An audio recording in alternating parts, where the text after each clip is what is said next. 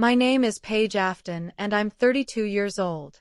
3 days ago, I sat in a lawyer's office, read a single piece of paper, and laughed so hard the attorney put down his pen and asked if I needed a glass of water.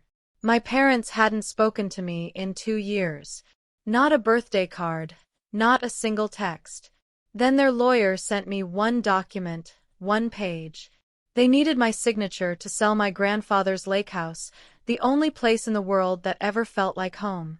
That document was supposed to take something from me. Instead, it handed me the one thing my family never gave me. Proof that someone believed I was worth protecting. Before I tell you what was in that letter, please take a moment to like and subscribe, but only if you genuinely enjoy this story. And while you're here, drop your location and local time in the comments. I love knowing where you're listening from. Now, let me take you back to the beginning, to the Christmas dinner that ended everything. I grew up outside Knoxville, Tennessee, in a town where everybody waved at everybody, and your business was never really your own. My father, Gerald Afton, managed the local branch of First Heritage Bank. Respected man, firm handshake, always wore pressed shirts to church on Sundays. My mother Diane ran the women's Bible study group and organized the annual harvest potluck. Together, they looked like the kind of parents you'd see in a frame at Hobby Lobby. And then there was Meredith, my little sister, 3 years younger and somehow always 3 steps ahead in my parents' eyes. Meredith got piano lessons. I got a maybe next year. Meredith got a used Honda Civic for her 16th birthday. And I got a bus pass and a suggestion to ask around about part-time work. Meredith had the bigger bedroom because she needed space to practice. I shared a wall with the laundry room and learned to sleep through the spin cycle. I'm not telling you this for pity. I'm telling you because it matters. My parents never hit me. They never screamed at me. They just allocated me differently, like I was a budget line item they could trim without consequence. My father had a phrase he used whenever I brought it up. He'd set down his fork, look at me like I was being unreasonable, and say, "Meredith needs more help. You're the strong one, Paige. That's what I like about you." I believed him for a long time. I wore strong like a badge. I worked double shifts at the diner through high school. Paid for my own prom dress, bought my own textbooks. As it took me years to understand that in my father's vocabulary, strong didn't mean admirable. It meant low maintenance. It meant she won't complain. It meant she's not worth the effort. I was the first person in my family to graduate from college. A bachelor's in accounting from the state university earned while working 25 hours a week at a tax prep office. 4 years. No help, no co-signer on my student loans. Just me and an alarm clock set for 5:15 every morning. My parents said they'd come. My mother picked the outfit she'd wear. My father asked what time parking opened. I reserved 4 seats, 2 for them, 1 for Meredith, 1 for my grandfather, Howard Afton, who was the only person who never once made me feel like an afterthought. The morning of graduation, my phone rang at 7. Something came up. My father said, "Your sister's moving into her new apartment, and she needs help with the furniture." I stood in my dorm room holding a pressed blouse and a pair of heels I'd bought on sale. I could hear my mother in the background asking Gerald where the tape gun was. "It's just a ceremony," my mother called out. "You already have the degree, honey." I walked across that stage alone, sat in a row of strangers' families, took my own photo using the timer on my phone, propped against a bench. That afternoon, my phone rang again, but this time it was Grandpa Howard. "I'm proud of you, Paige," he said. His voice was rough around the edges, the way it always got when he was trying not to cry. "And don't worry, I already took care of it." I didn't know what he meant. I figured he was talking about a graduation card, maybe a check tucked inside.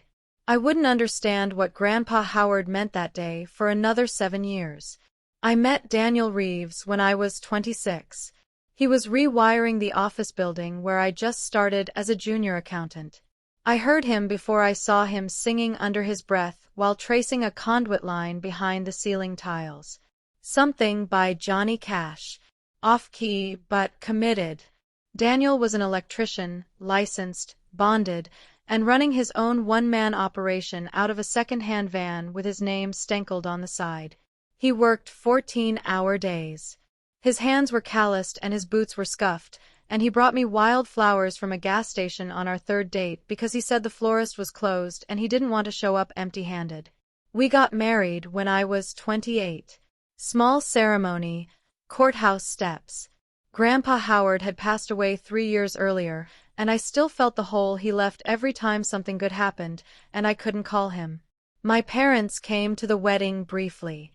At a family dinner the following week, my father sat at the head of the table, looked at Daniel across the roast chicken, and said, with a kind of calm that makes you doubt whether you actually heard it right, "I thought you'd aim higher, Paige.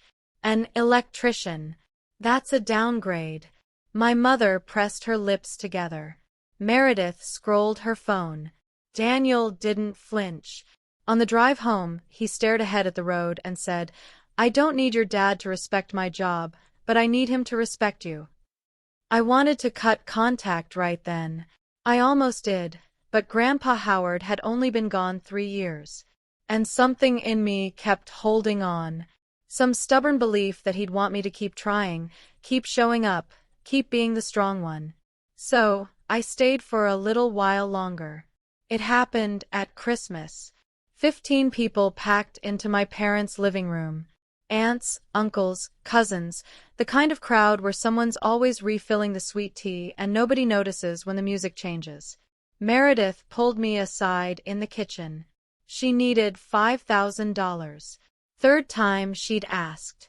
The first 2 loans, her word, not mine, were still unpaid. She said it was for inventory for a boutique she was opening. I said no, politely, clearly. She walked back into the living room with wet eyes and a trembling lip. My father stood up from his recliner like he'd been spring-loaded. What kind of sister refuses to help her own family? He said it loud enough for the room to hear. Aunt Linda froze mid-pour, over the punch bowl. My cousin Rachel looked at me, with wide eyes. "You've changed, Paige," Gerald said. "And not for the better." Then my mother leaned toward my Aunt Carol, close conspiratorial, and said just loud enough, "She's been like this since she married that man. I honestly think she needs to talk to someone professionally." The room went still. 15 people. Not one opened their mouth. Aunt Linda looked at the floor. Uncle Ray coughed and reached for a cookie. Rachel stared at me like she wanted to speak, but didn't know how. I stood in the center of that room and felt something I hadn't felt since graduation day. Invisible, surrounded by people and completely alone. I put on my coat and I kissed my cousin Rachel's baby on the forehead. Daniel was already at the door, keys in hand, jaw tight, and I walked out of that house for the last time. Silence is a strange thing. You'd think it would feel peaceful. 2 years without the phone calls, the guilt trips, the holiday minefields. 2 years without hearing my mother sigh theatrically or my father explain why Meredith needed more. But silence isn't empty. It's full of the things other people fill it with. Within weeks of that Christmas, my parents had a story and they told it to everyone. Gerald called relatives. Diane cornered friends at church. The narrative was clean and simple. Paige is mentally unstable. Daniel is isolating her from the family. She needs professional help. My cousin Rachel called me in January. "Your mom told me you're seeing a therapist, and she said you had some kind of episode at Christmas. Are you okay?" I had never told anyone I was seeing a therapist because I wasn't. My mother fabricated it out of thin air and served it to people who trusted her. It got worse. Gerald called my former boss, a man I'd worked for through college, to check in on me. In a town that's small, a call like that isn't concern. It's a grenade with a polite fuse. Rachel told me later that my father described me to relatives as possibly a danger to herself. Those were his words. He weaponized mental health language against his own daughter because she refused to hand over $5,000 and sit quietly while her mother called her defective in front of the family. One by one, the calls stopped. Aunts I used to hear from at Easter, cousins who sent birthday texts. Then the circle pulled tight around Gerald and Diane like a drawstring, and I was on the outside of it. By spring, the only person from my old life who still called was Rachel. Daniel and I moved to a town 45 minutes east, close enough to drive back if I ever wanted to. Far enough that I didn't have to see my father at the hardware store on Saturdays. I got promoted to senior accountant at a firm that didn't know my family and didn't ask. Daniel's business grew. He hired a second electrician, then a third. We bought a small house with a porch and a backyard and a kitchen window that caught the morning light. It was a quiet life, a good life. But every Christmas, I'd catch myself staring at my phone, scrolling through old contacts, hovering over names I couldn't bring myself to delete. No one called, not once. Daniel never pushed me. He'd sit with me on the couch, some game on mute, and just be there. One night I asked him, "Do you think I made a mistake?" He didn't hesitate. "You'll know when you're ready. And if that day never comes, that's okay, too." I drove past the lake house once, Grandpa Howard's place out on Cedar Mill Road. The dock was starting to lean. The paint on the shutters had gone gray. I slowed down but didn't stop. It hurt too much. Everything about that house was him. The smell of cedar, the sound of the screen door, the way he'd always have a chocolate milkshake waiting for me on Fridays when he picked me up from school. I kept driving. 2 years passed like that. Ordinary days stacked on top of each other. I was healing slowly, unevenly, but healing. Then, on a Tuesday in March, an envelope arrived, but it had a law firm's return address I'd never seen before, and it was addressed specifically to Paige Afton. That envelope sat on my kitchen counter for 2 days before I opened it. 2 years of silence, and then a letter from a lawyer. If you've ever cut contact with someone in your family and then gotten that unexpected call or letter, you know the feeling. That cold drop in your stomach. If this story is hitting close to home, go ahead and hit subscribe and tell me in the comments. Have you ever gotten a letter that changed everything? I opened it at the kitchen table on a Thursday morning while Daniel was already out on a job. The coffee was still hot. The house was quiet. The letter was from a Mr. Brennan, attorney at law based in my parents' town. Professional letterhead, clean font, 1 page, and it stated that Gerald Afton was initiating the sale of a residential property at 14 Cedar Mill Road, Grandpa Howard's lake house, and that as a potential heir to the estate of Howard Afton, I was being asked to sign a quick claim deed waiving any claim to the property. There was a signature line at the bottom, a 30-day deadline, and a phone number for Brennan's office. I read it 3 times. 2 years, not a birthday card, not a how are you, not even a forwarded chain email, and the first time my family reaches out, it's through a law firm asking me to hand over the last thing Grandpa Howard ever touched. I set the letter down and looked across the kitchen at the small wooden shelf Daniel had built above the stove. On it sat Grandpa Howard's fishing tackle box. Cedarwood, brass hinges, his initials carved into the lid. Like he'd left it to me in his will. It still smelled like lake water and linseed oil. Inside that tackle box, tucked against the bottom, was a sealed envelope I'd kept for 7 years. I'd found it when I was clearing out his things after the funeral. Yellowed paper taped shut with his handwriting on the front. For Paige when you need it. I'd never opened it. I thought it was a goodbye letter, something sentimental, something that would make me cry. That night, for the first time in 7 years, I opened Grandpa Howard's envelope. My hands were steady until I tore the seal. Inside were 2 things. The first was a legal document, heavy paper stamped and notarized. The heading read, Revocable Trust Deed, Howard R. Afton Family Trust. Below it in clean type the property at 14 Cedar Mill Road, commonly known as the Lake House, but was held in a revocable trust. The trustee was a Mr. Calloway, Grandpa Howard's personal attorney. The sole beneficiary was listed on page 3, Paige Ellen Afton. The second item was a single sheet of notebook paper folded twice. His handwriting slanted, deliberate, the way a man writes when his hands are strong, but his patience with pens is limited. Paige, I know your father. He means well, but he doesn't see straight when it comes to your sister. This house is yours. It's always been yours. Don't let anyone tell you otherwise. Grandpa H. I sat on the bedroom floor with my back against the dresser, and I cried. Not the kind of crying that breaks you apart. The kind that puts something back together. He knew. Before I ever walked out of that Christmas dinner, before I ever met Daniel, was before I ever stopped answering my father's calls, Grandpa Howard saw it. All of it. And he didn't just feel sorry for me, he did something about it. Daniel came home that night and found me sitting there, papers spread across the quilt. He sat down on the floor beside me, put his hand on my shoulder, and didn't say a word. The next morning, I called Mr. Calloway. He answered on the second ring. "The trust is valid," he said. "It's never been challenged, and your father's name doesn't appear anywhere in the documents." He saw me. He always saw me. I called Brennan's office that afternoon. The receptionist had the kind of voice that tells you she's already decided what you're there for. "Are you calling to return the signed document, Miss Afton?" "I'd like to come in," I said. I have some questions about the document before I sign." A pause, a keyboard clicking. "Mr. Brennan is available Friday at 10. Friday works." I hung up and called Calloway back. I asked him to prepare certified copies of the trust deed, the original filing, the county stamp, the beneficiary schedule, everything. "I'll have it ready by Thursday," he said. Then carefully, "Miss Afton, do you want me to be present at the meeting?"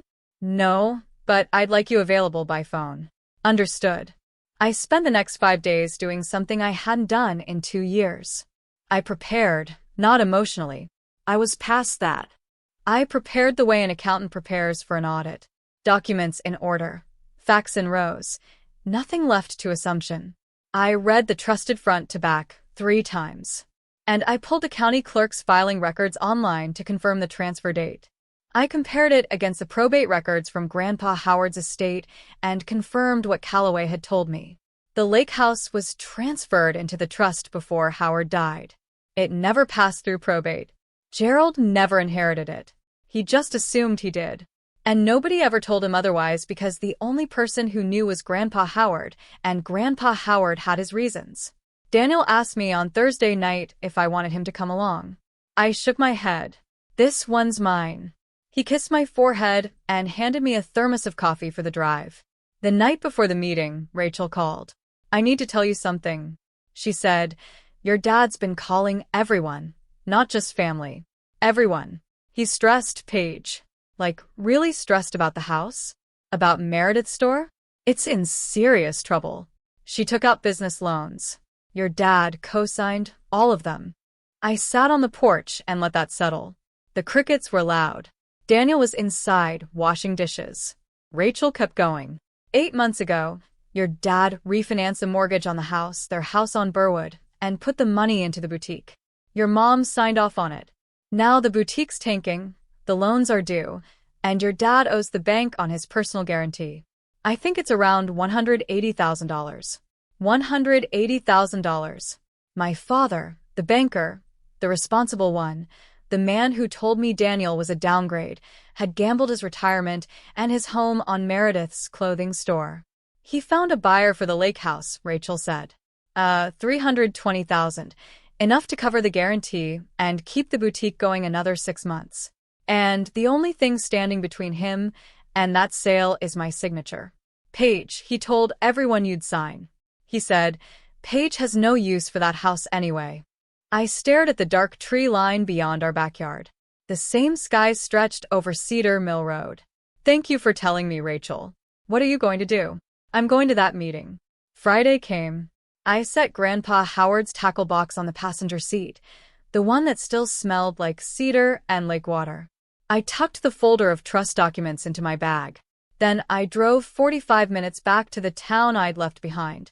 The drive was muscle memory. I didn't need GPS. My hands knew the turns before my brain registered the road signs. Then past the Shell station where Grandpa Howard used to buy me chocolate milkshakes every Friday. Past the middle school where I once won a spelling bee and nobody from my family was in the audience because Meredith had a dance recital the same night. Past the intersection at Oak and 3rd where Grandpa Howard's pickup used to idle, waiting for me with the window down and the radio on. The town hadn't changed. Same brick storefronts on Main Street. Same faded mural on the side of the hardware store. Same church steeple poking through the trees like a finger pointing upward with conviction. I slowed at the stoplight on Elm, looked down at the folder on the passenger seat. Certified copies, county stamps, Trust deed, Calloway's business card. I thought about the last time I'd asked my father about Grandpa Howard's estate. It was at the funeral reception 3 days after they lowered the casket. I was 25, readied, holding a plate of food I couldn't eat. Did Grandpa leave a will? I'd asked. Gerald had barely looked up from his conversation. He didn't have much. The lake house comes to me as next of kin. That's how it works. He said it the way he said most things, like a man so used to being right that he'd stopped checking. He never hired a lawyer, never searched the county records, never considered the possibility that his own father might have made a different plan. The light turned green. I pressed the gas. I wasn't going back to fight. I was going back to finish what Grandpa Howard started. Brennan's office sat on the second floor of a red brick building on Main Street above a dental practice. At the stairwell smelled like old carpet and coffee that had been sitting on a warmer since dawn. The receptionist, a woman in her 50s with reading glasses on a chain, looked me up and down when I gave my name. Have a seat, Miss Afton. Mr. Brennan will be with you shortly. There was something in her tone, not rude exactly, more like rehearsed sympathy, the kind of voice people use when they've already heard a version of your story and decided who the villain is. I sat in a vinyl chair next to a fern that was losing the will to live. Opened my bag, checked the folder one more time. Trust deed, certified copy, county filing receipt, Calloway's card with his direct number circled in pen, Grandpa Howard's handwritten letter sealed in a clear sleeve. Everything accounted for. I closed the folder and rested my hands on top of it. But my heart was steady. My breathing was even. I'd spent 2 years being called unstable by people who couldn't keep a boutique open for 18 months. I could handle a conference room. The hallway clock ticked past 9:58. A phone rang somewhere behind the front desk. I heard a door open. Ms. Afton. Brennan's voice was polished. Mid-50s silver at the temples. The kind of man who says, let's get this squared away, and expects it to happen. He stepped aside and gestured toward the conference room. I stood, tucked my bag over my shoulder, and walked through the door. And there, sitting at the far end of the table in a pressed shirt with his hands folded in front of him, was my father. Gerald looked up when I walked in. Same jaw, same posture, same way of holding a room like he'd already measured it and found it acceptable. Hello, a page. His voice was calm, gentle even.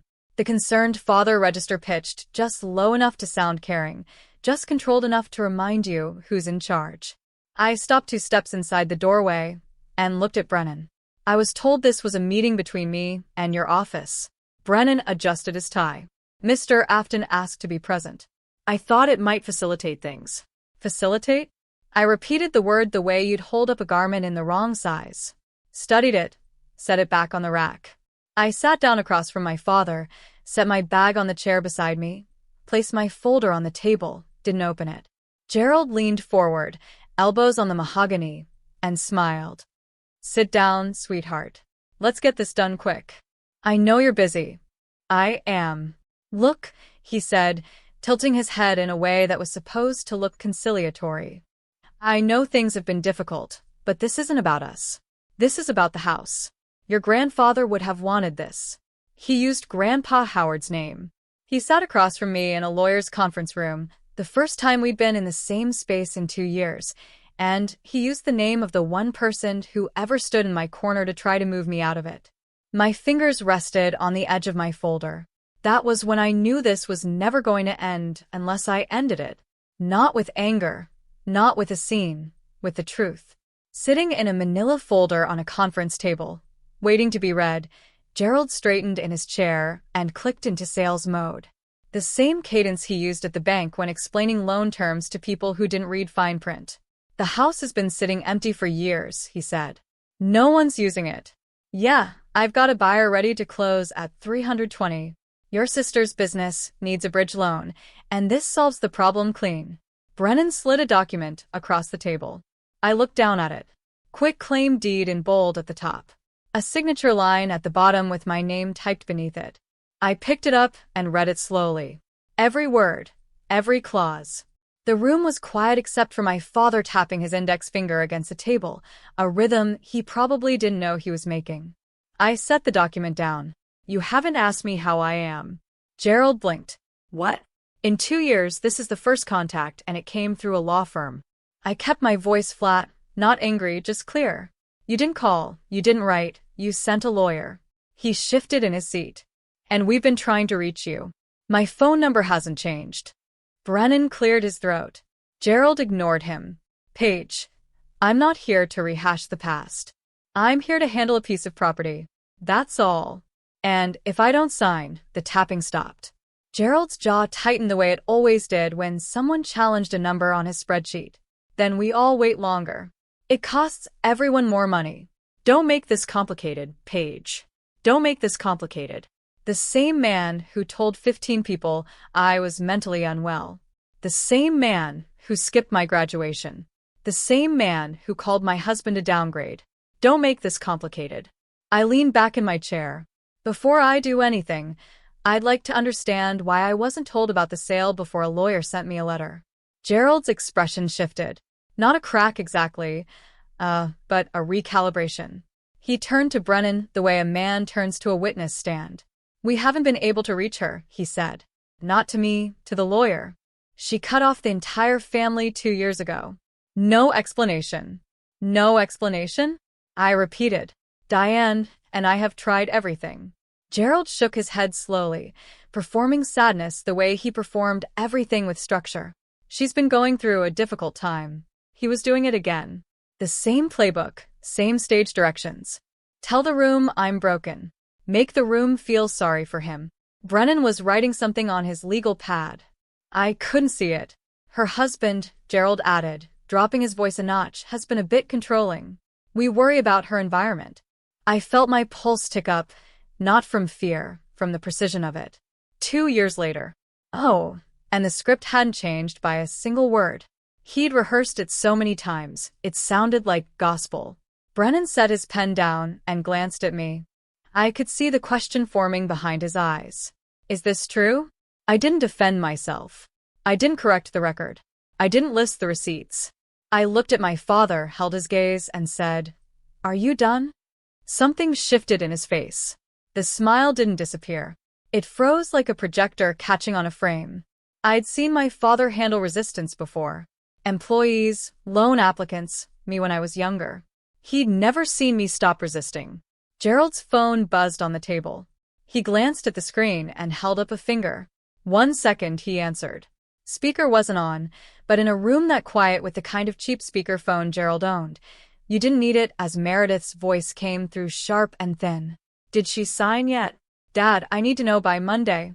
The landlord's threatening to change the locks. Gerald cupped his hand over the phone. I'm handling it. Give me an hour. But Meredith was already mid-sentence. Just tell her it's for the family. She always caves when you say that. The words landed in the center of the table, like a glass hitting hardwood. Gerald pulled the phone from his ear and ended the call, his neck flushed red from the collar up. Brennan was looking at his legal pad. I folded my hands. She always caves when you say that, I repeated quietly. Word for word. Gerald set the phone face down. She's under a lot of pressure. Don't take it. I'm not taking anything, I said. I'm just listening. I looked at Brennan. He still hadn't looked up, but the pen in his hand had stopped moving. This was the negotiation my father had prepared for.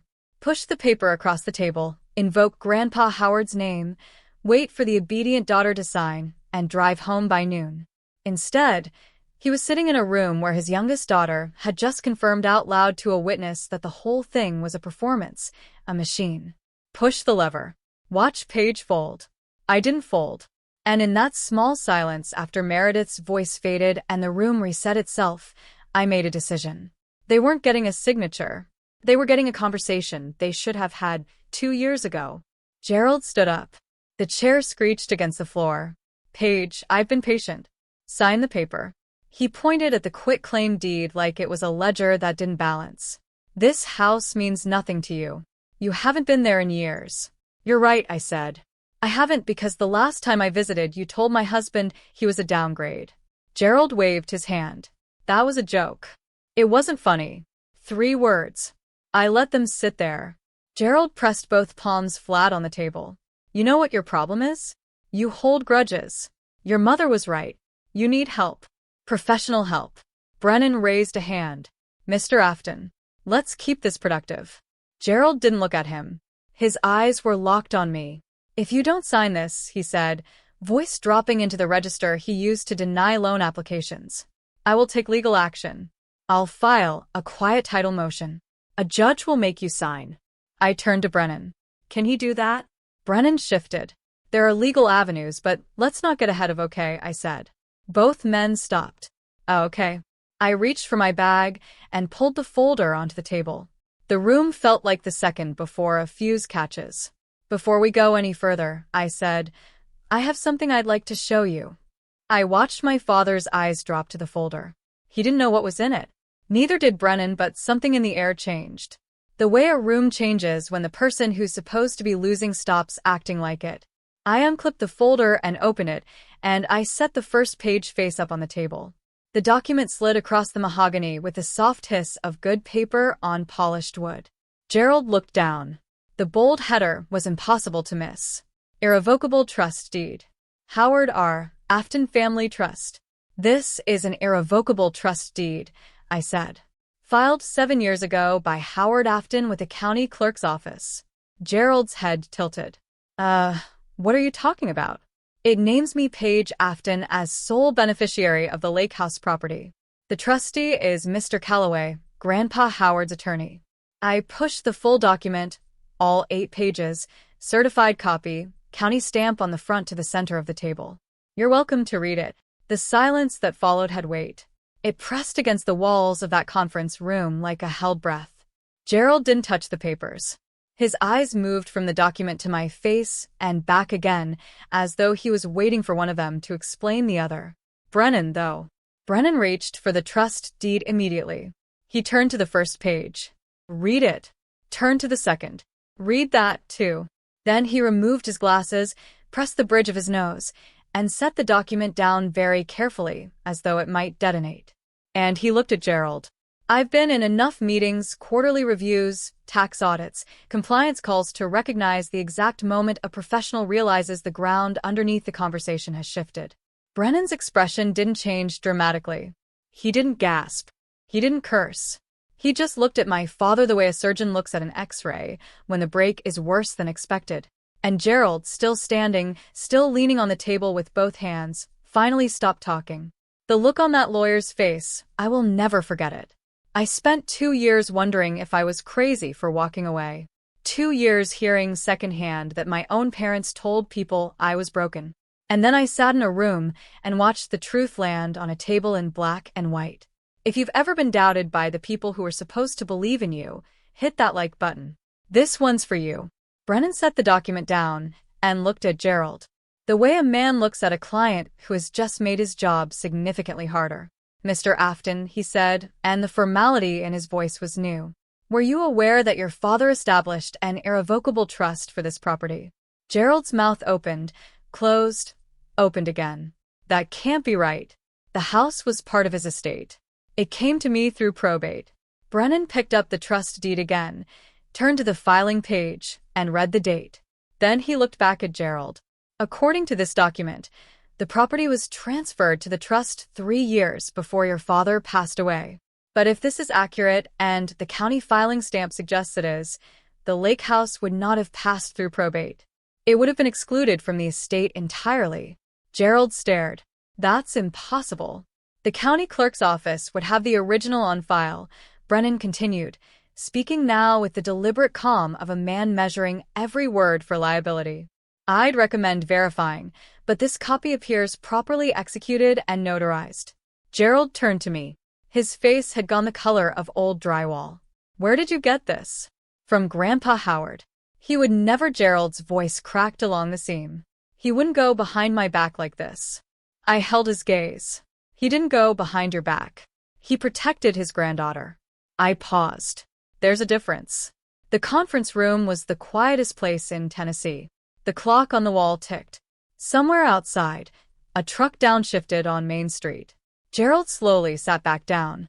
His hands, which had been pointing and commanding and tapping all morning, lay flat on the table. They were shaking. Brennan loosened his tie half an inch and turned to me. Dawn, do you have contact information for the trustee? I handed him Calloway's card. Brennan dialed the number on the conference room speaker. It rang twice. Calloway's voice came through, measured, unhurried. The voice of a man who'd been expecting this call for 7 years. Brennan identified himself and asked the question directly. Mr. Calloway, can you confirm the existence and validity of an irrevocable trust established by Howard Afton regarding the property at 14 Cedar Mill Road? I can. I drafted it myself, and the trust was executed and filed with the county 7 years ago. Howard Afton funded it with the Lake House property during his lifetime. Paige Afton is the sole named beneficiary. The property has never been part of the Howard Afton estate and did not pass through probate. Brennan wrote quickly. Gerald sat motionless. Is the trust currently active and unchallenged? Brennan asked. Active and unchallenged? I serve as trustee. Brennan thanked him and ended the call. Then he turned to Gerald with the careful posture of a man delivering news he didn't want to deliver. Mr. Afton, I'm going to have to pause this proceeding. The quitclaim deed I prepared is not applicable. Ms. Afton has no claim to waive because the property was never in your father's estate to begin with. Gerald shook his head. That's my family's house. I grew up there. I understand, but legally, as of 7 years ago, it belongs to the trust, and the sole beneficiary is your daughter. Brennan paused. His voice dropped slightly. Mr. Afton, I should also mention if you've represented to the buyer that you hold clear title to this property, that could create a separate legal issue. Gerald pushed back from the table. The chair legs stuttered against the floor. You planned this. His voice was tight, strung between accusation and something closer to fear. You've been sitting on this for 7 years, waiting. I didn't plan anything. My voice didn't rise. I didn't even open that envelope until your lawyer sent me a letter. You brought me here, Dad. The word hit the room wrong. Dad. I hadn't called him that in 2 years, and it landed heavier than I expected for both of us. As Gerald pressed the heels of his hands into his eyes, when he pulled them away, I saw something I hadn't prepared for. He looked old, not just tired, diminished, like someone had pulled a thread and the whole pattern was unraveling. Paige, you don't understand, he said. His voice cracked down the center. If I can't sell that house, your sister, the business, I co-signed everything. Your mother and I refinanced the house. We could lose it. Our house. I heard the desperation. I did. And part of me, the part that spent 18 years trying to earn his attention, wanted to reach across the table. But I stayed where I was. You co-signed Meredith's business loan, I said. You refinanced your mortgage for her store. You put everything on the line for her. And in all that time, you never once, not once, called to ask how I was doing. Gerald's mouth opened, but nothing came out. And now you want me to give up the one thing Grandpa Howard left me, so you can fix a problem I wasn't part of creating. He would have wanted us to be a family. He would have wanted you to be a father to both your daughters. The room held its breath. Brennan gathered his legal pad and stood. He had the posture of a man trying to leave a room without tripping anything. I think it's best we adjourn, he said. Mr. Afton, I'd recommend consulting with a trust litigation attorney for your options. Miss Afton, you're free to go. I stood, collected the trust documents, and placed them back in my folder. The quitclaim deed still sat in the center of the table, and signed, like a check that bounced. Gerald didn't move, and he sat with his hands flat on the table, staring at the grain of the wood as if the answer might be somewhere in the mahogany. Paige. I stopped at the door. Please, one word, stripped of posture, stripped of strategy, just a man in a conference room who'd run out of moves. I looked at him, and for a second, just a second, I saw the version of him from before. The man who taught me to ride a bike on Cedar Mill Road, who let me steer the boat even though I always went too far left. Who once when I was 7 carried me a quarter mile through the rain because I'd lost my shoe in the mud, and he didn't want me walking barefoot. That man existed. He just got buried somewhere under the spreadsheets and the favoritism and the fear of Meredith failing. You know my number, I said. It hasn't changed. I walked through the lobby, come past the receptionist, down the stairwell that smelled like old carpet, out the front door. I sat in my car for 5 minutes, engine off, hands on the wheel. I didn't feel victorious. I felt tired. The kind of tired that 2 years of silence doesn't fix. But the meeting wasn't the end. Gerald didn't drive home. He drove to the lake house and he brought Diane and Meredith with him. Rachel called me that evening. Her voice had the careful pitch of someone trying not to alarm you while delivering alarming news. Your dad drove out to the lake house after the meeting. Your mom and Meredith are with him. They're inside. I was standing at the kitchen counter, still in the blouse I'd worn to Brennan's office. Daniel looked up from the stove. They can't sell it, I said. They can't transfer it. Legally, there's nothing they can do. I know, but your dad told your mom it's their family home, and no piece of paper changes that. I set the phone on the counter and stared at the ceiling. Daniel turned the burner off. What do you want to do? Callaway. Callaway picked up on the first ring this time. I explained the situation. He listened without interrupting, a trade I was beginning to deeply appreciate. They can't do anything to the property, he said. They can't sell it, lease it, or encumber it. If they refuse to leave, I'll send a formal demand letter. If they still refuse, we file for trespass. I closed my eyes. I don't want to have my father arrested at the lake house. Then let's hope he makes a smarter choice. I thanked him and hung up. Daniel was watching me from across the kitchen with the expression he wears when he's already figured out the wiring diagram, but is waiting for you to ask him to draw it. They'll leave, he said. You think your dad's a banker. At some point, the math is going to beat the pride. I wanted to believe him. I wanted to believe that Gerald Afton, a man who once refused to admit he'd overcooked a steak for 45 minutes, would see reason. He didn't. Not right away. Saturday morning, Rachel sent me a screenshot. Meredith had posted a photo on Facebook. The lake house porch, Diane holding a coffee mug, Gerald standing behind her with his arms crossed, looking out at the water. Caption: Family time at Grandpa's lake house. Some things are worth fighting for. I stared at the photo for a long time. Now, Meredith was sitting in Grandpa Howard's chair. The green Adirondack he built himself the summer I turned 10. I'd sanded the armrests. He let me paint the first coat, said I had a steadier hand than he did. That chair was the last place he sat before his legs got too stiff to make it down to the dock. And Meredith was posing in it like a prop. The comments rolled in. A few relatives. So glad you're all together. A neighbor. That house holds so many memories. Nobody mentioned me. Nobody asked where I was.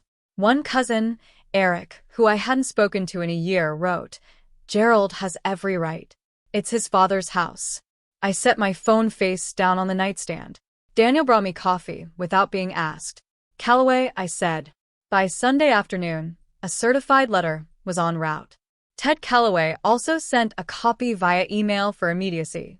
The letter read, You are currently occupying property held in irrevocable trust. This constitutes unauthorized use of trust property. You are hereby requested to vacate the premises within 72 hours. Gerald wasn't dealing with a daughter anymore. He was dealing with a legal entity, a county filing, and a trustee who didn't care about Christmas dinners. Meredith deleted the Facebook post by Sunday night. The 72-hour clock started ticking. Monday morning, 41 hours left on the clock. My phone rang at 6:47 a.m. The kind of early that means someone either needs bail or believes urgency is a weapon. It was Diane. I almost didn't answer, but I did. Because even after everything, there's a muscle in your chest that contracts when your mother calls. So in 2 years of silence doesn't atrophy it completely. Paige, her voice was raw. She'd been crying, or she wanted me to think she had with my mother. You could never quite tell. Please. Your father can't sleep. Meredith's going to lose everything. This is tearing our family apart. I sat on the edge of the bed. Daniel was already awake beside me, eyes open, quiet. This didn't start with a trust document. Mom, I know we weren't perfect, but is this really what you want? To take the house to punish us? I'm not taking anything. It was already mine. A breath on the other end, sharp, offended. And I'm not punishing you. I'm protecting what Grandpa Howard wanted. Your grandfather wouldn't want this. Her voice went hard. He would want us together. I have a letter from him that says otherwise. Silence, a long one, yet the kind where you can hear someone rearranging their entire understanding of a situation. You've changed, she said finally. It wasn't a compliment. I hope so. The call ended without a goodbye. Diane hung up the way she always exited a conversation she couldn't control abruptly, so she could tell people later that the other person was being difficult. I set the phone down. Daniel looked at me. You okay? I nodded. She said, I've changed. He almost smiled. About time someone noticed. They left on Monday afternoon. 53 hours, just under the wire. Rachel told me later that Brennan had called Gerald one final time. If you don't vacate, you're facing a trespass complaint, and given the trust documentation, you won't win. Gerald packed the car. Diane collected the dishes she'd brought from home. And Meredith carried out a bag of groceries she'd stocked the fridge with, like she was moving in for good. They drove away from the lake house the same way they'd driven away from my life, without telling me, without looking back, and without once considering that the house had never been theirs to claim. I didn't go right away. I waited a full week. When I finally drove out to Cedar Mill Road, it was a Thursday afternoon. The sky was flat and gray, the kind of Tennessee spring sky that can't decide between rain and surrender. The front door was unlocked. Inside, the place smelled like dust and old pine. The kitchen was clean. Diane had wiped down the counters before she left. The couch cushions were straight. The floors swept. On the kitchen table, Gerald had left a single key and a torn piece of lined paper. His handwriting bows smaller than I remembered. This was never about the money. Dad, I read it, folded it, put it in my coat pocket. I didn't know if it was true. I didn't know if he believed it. I didn't know if it mattered. I walked down to the dock. The boards creaked under my weight. Grandpa Howard's chair sat where it always had, facing the water, facing the tree, facing everything and nothing. I sat in it. The lake was still. A heron crossed the cove, low and unhurried. And for the first time in 2 years, I felt like I was exactly where I was supposed to be. The numbers caught up with Gerald the way numbers always do, quietly, and then all at once. Without the lake house sale, the $320,000 lifeline evaporated. The buyer walked. Meredith's boutique couldn't cover its next quarter's rent. By June, and she closed the doors for good. Sold the inventory at 40 cents on the dollar to a liquidator from Chattanooga. Gerald's personal guarantee came due. He sold his truck, the F-150 he'd driven since I was in high school, and pulled from his 401k early, eating the penalty. Between the two, he scraped together about $140,000, enough to settle the guarantee, not enough to undo the damage. Retirement, which Gerald had planned for 62, got pushed to 67, maybe later. The mortgage he'd refinanced still hung over the Birchwood house like a permanent weather system. In a town that size, the story traveled, not through gossip columns, through driveways and church parking lots and the frozen food aisle at Kroger. People started asking questions Gerald couldn't deflect with a firm handshake. Why didn't he know about his own father's trust? Did Howard really cut Gerald out? And that daughter, the one they said was unstable.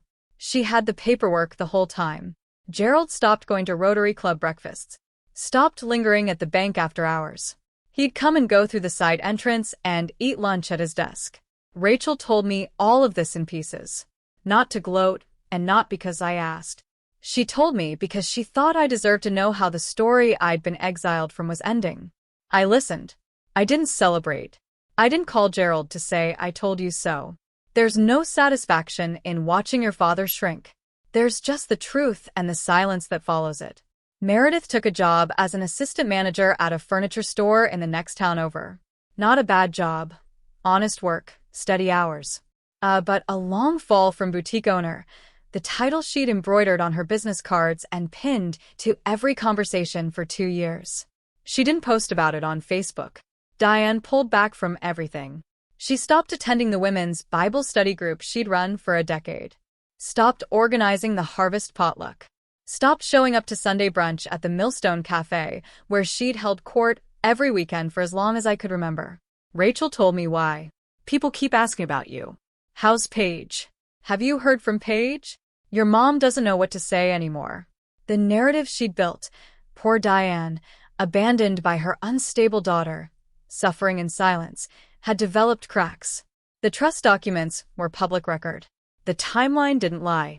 And in a small town, When the facts start to outrun the fiction, if the storyteller loses the room, I didn't feel triumphant about any of it. I didn't want my mother embarrassed. I just wanted her to stop rewriting my life for other people. Then, 3 weeks after the boutique closed, my phone buzzed. A text from a number I hadn't seen in 2 years. Meredith, I know you probably don't want to hear from me, but I'm sorry about what I said on the phone that day. I read it sitting on the dock at the lake house, feet dangling over the water. I didn't respond right away, but I didn't delete it. A week later, Rachel mentioned something else. Your dad asked about you. He wanted to know if you were doing okay. He didn't ask me to pass it along. He just asked. I let that sit. The extended family came back in pieces. Not all of them. Not all at once, but enough. Aunt Linda called first. And she was the one who'd looked at the floor during that Christmas dinner. The one who heard Diane call me unstable and said nothing. I should have spoken up that night, she said.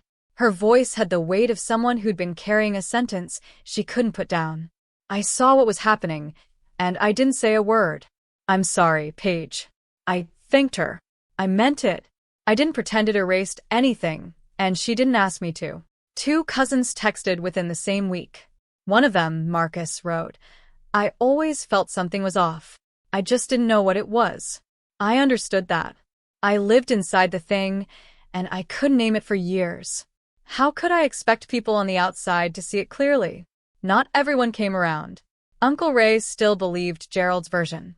Cousin Eric, the one who'd commented on Meredith's Facebook post, and never reached out. A few relatives went quiet entirely. Not hostile, just absent. The way people get when a story becomes too complicated to fit into a side. I didn't chase anyone. I didn't post a rebuttal. I didn't send a family-wide email with receipts and timestamps and a subject line that read, for the record. I just kept living. Senior accountant, lake house on weekends, Daniel rewiring the porch lights. A coffee on the dock in the mornings. People who needed to know the truth found it. People who didn't want it stayed comfortable in the version they already had. I made peace with both. Not everyone will understand. And I stopped needing them to. Daniel and I started fixing up the lake house in May. It wasn't a renovation, more like a conversation with the building, listening to what it needed. A fresh coat of stain on the dock. New screens on the porch, the bathroom faucet that had dripped since I was 12. Finally got a new cartridge. Daniel handled the electrical, replaced the ancient breaker panel, ran new wire to the kitchen, installed a porch light that actually turned on when you flipped the switch. It's what I do, he said, grinning, covered in attic dust. I found Grandpa Howard's woodworking tools in the garage, hanging on a pegboard he'd built himself. Each one in its place. Chisels lined up by size, hand planes oiled and wrapped. A half-finished birdhouse on the workbench, like he'd stepped away for lunch and just never came back. In a box beneath the workbench, I found photographs. Me at 6 years old standing on the dock, with a base that was almost as long as my arm. Grandpa Howard behind me, both hands raised, laughing, his hat pushed back yet his flannel rolled to the elbows. I held the photo for a long time. He didn't leave me a house. He left me proof that I mattered. That someone in my family saw me clearly. Not as the strong one. Not as the low-maintenance one. Not as the one who didn't need anything, but as Paige, his granddaughter, worth protecting. I framed the photo and hung it on the kitchen wall right above the window where the afternoon light comes in warm and gold. Every time I look at it, I hear his voice on the phone the day I graduated. I already took care of it. Paige, he did. A month after the meeting at Brennan's office, I sat at the kitchen table in the lake house and wrote a letter by hand. Not through a law firm, not through Rachel, just me and a pen and a piece of paper. I wrote it to Gerald and Diane. I'm not writing to punish you. I'm writing to be clear. The lake house stays in the trust. That was Grandpa Howard's decision. And I intend to honor it. I will not sell it and I will not sign it away. If there's a version of our relationship that can be rebuilt, it doesn't start with paperwork. It starts with honesty. It starts with you seeing me. Not as the strong one. Not as the one who can handle it. Not as the one who doesn't need anything, but as your daughter.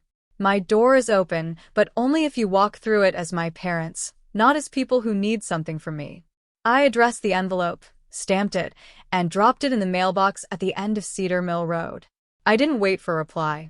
I didn't check the mailbox every morning hoping for one. I'd said what I needed to say, and the rest was up to them. Daniel read the letter before I sealed it, but he didn't suggest a single change. He just nodded and said, "That's you." I used to think boundaries were walls, things you build when you're angry to keep people out. I don't think that anymore. Boundaries are doors. You choose who walks through. You choose the terms. And if someone stands on the other side and knocks with clean hands and an honest voice, you open it, but you don't leave it propped open for people who only show up when they need the key. It's a Friday afternoon when I finally understand what Grandpa Howard meant.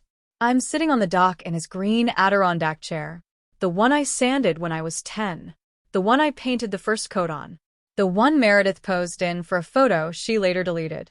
The wood is warm from the sun. The lake is flat somewhere across the cove. As a fish breaks the surface and the ripple stretches out in slow, patient circles, Daniel is inside making coffee. I can hear the kettle through the open window and the low hum of the porch light he installed last weekend. The breeze carries cedar and cut grass and something sweet from the neighbor's honeysuckle.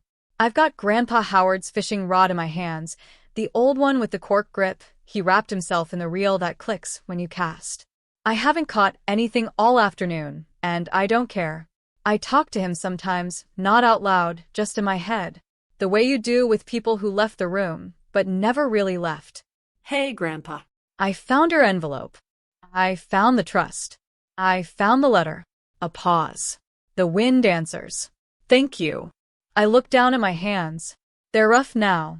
From sanding, from painting, from living. Not the hands of someone who was treated gently. The hands of someone who built what she has one board at a time. My name is Paige Afton. I'm 32 years old. 2 years ago, my parents' lawyer sent me one document. That document didn't give me anything I didn't already have. It just reminded me that someone had already decided I was worth protecting, and that was enough. If you made it all the way here, thank you. I mean that. This story isn't about revenge. It's about knowing you deserve to be seen even when the people closest to you refuse to look. So, here's my question. If you could write one letter to someone who underestimated you, what would it say? Drop it in the comments. I read every single one. And if you want more stories like this, I've left a few in the description that I think you'll love. Hit subscribe so you don't miss them. I'll see you in the next.